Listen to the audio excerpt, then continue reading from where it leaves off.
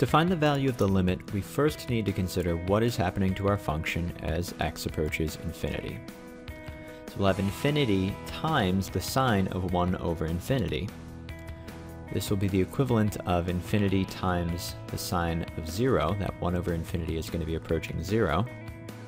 And this is going to give us infinity times 0, which is an indeterminate form, but not 0 over 0 or infinity over infinity. So to get around this so that we can use L'Hopital's rule, we're going to use a substitution.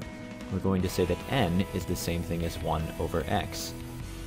And we're going to rewrite our original limit.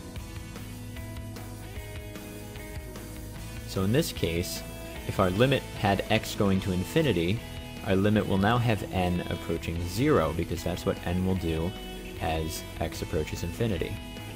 And then this will change our function to 1 over n times the sine of n.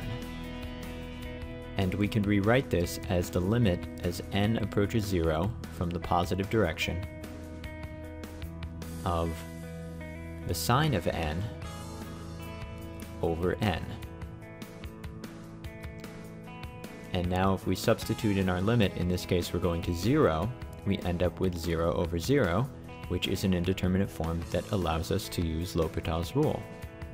So L'Hopital's rule says that there is an equivalent limit to the one we're starting with that we can find by taking the derivative of our numerator and placing it over the derivative of our denominator. This is going to give us the limit as n approaches 0 from the positive direction of the cosine of n over 1. And now, if we substitute in 0, we're going to get the cosine of 0 over 1, and that will give us 1 over 1, or our final answer, which is the value of our limit, is 1.